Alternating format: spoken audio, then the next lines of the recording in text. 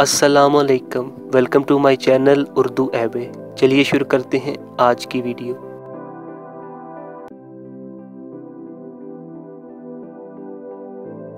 والدین کی تعظیم کا بڑا درجہ ہے۔ حدیث پاک میں ہے کہ جس نے ماں کے قدم چومے اس نے جنت کی چوکھٹ یعنی دروازے کو بوسہ دیا۔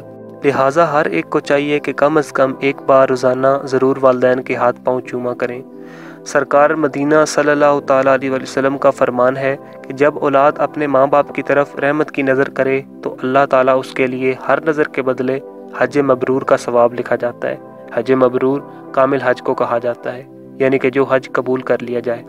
صحابہ کرام علیہم رضوان نے عرض کی کہ اگرچہ دن میں 100 مرتبہ ہی نظر ڈالے، فرمایا ہاں اللہ عز و جل بڑا ہے اور طیب ہے، یعنی کہ ہر بات پر اللہ عز و جل قادر ہے، وہ جس قدر چاہے دے سکتا ہے اور عاجز نہیں۔ ماں اور باپ دونوں کا ہی مرتبہ بلند ہے۔ ماں کے پاؤں کے تلے اگر جنت بتائی گئی تو باپ کو اس جنت کا دروازہ بتایا گیا۔ ایک صحابی رضی اللہ تعالیٰ نے بارگاہ رسالت میں عرض کی کہ ایک راہ میں ایسے گرم پتھر تھے کہ اگر گوشت کا ٹکڑا ان پر ڈالا جاتا تو کباب ہو جاتا۔